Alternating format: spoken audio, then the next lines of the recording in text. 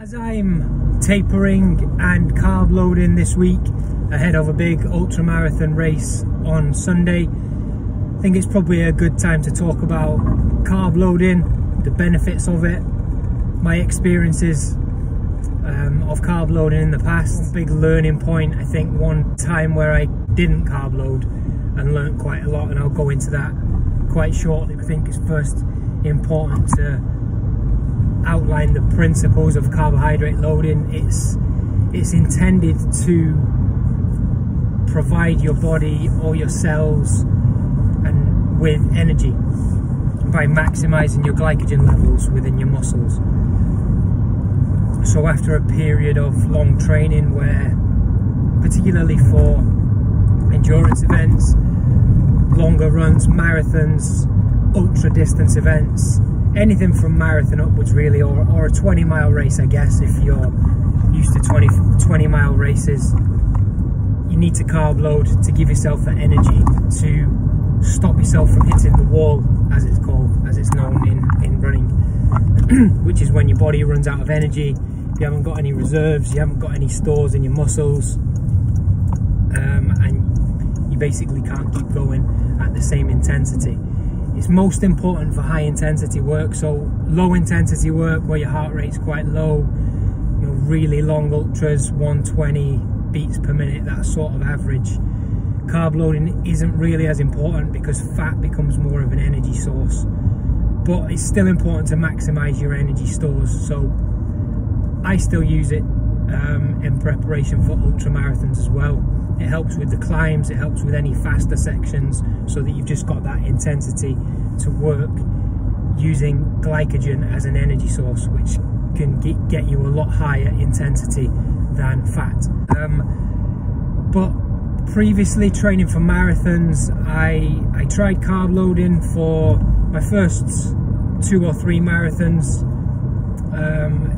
Didn't really see the benefit of it. I didn't put in massive performances. I think my best was a 2 hour 33 marathon, I think, but 2:36, 2 hours 36, but I was always looking and hoping and aiming to go under 2.5 hours.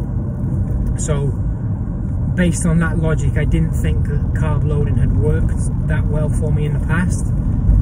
We're talking 10, 12 years ago now, a long time ago. And the protocol that I used was something that was based on research.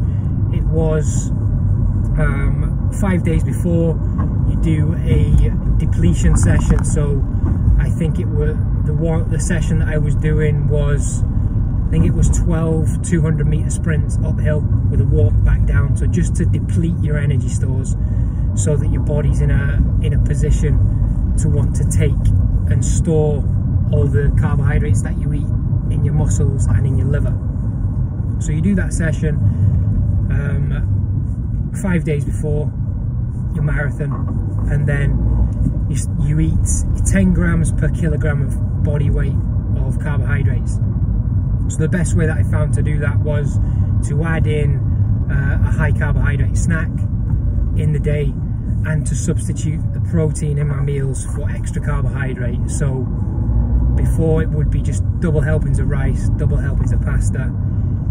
Based on some of the things I've learned around nutrition recently, I think the best way to do that now would be to substitute your meat, if you're a meat eater, for sweet potato or beans, something that's high in fiber and low sugar carbohydrates. But the evidence says that it doesn't matter if it's high sugar or low sugar carbohydrate, it's all stored exactly the same. Just depends how you look at it from a healthcare, healthy eating, longevity point of view. So that's what I tried before. Like I said, I ran a 2:36 marathon using that protocol, but I was always hoping for better. So I thought maybe this extra carbohydrate is weighing me down. Maybe I've got some extra weight in my body that I don't need to carry. So I then tried for London Marathon in 2014 without carb loading. It didn't go very well. It went well for the start. I think I PB'd over 400 meters, a mile, 5k, 10k, half marathon. and then the wheels came off around about 13-14 miles. Just no energy left in my body. I think I was dehydrated as well. It was quite a warm day. I was in the front pack of the British Championship race. I was in the front 5 runners, and I just hit a wall completely. I didn't stop, I didn't give up, I kept going. I could hear people on the side telling me, come on, you can do it, keep going. But I couldn't lift my head up, I couldn't look, I couldn't see the people. I was in a bad way, really struggling for energy. I downed, I think, 3 bottles of Lucozade, so 1.5 liters of Lucozade, and still no energy in my legs, no energy in my body. My head was really fatigued. And I don't think I went to the toilet then for another probably 8 hours, so I must have been dehydrated as well.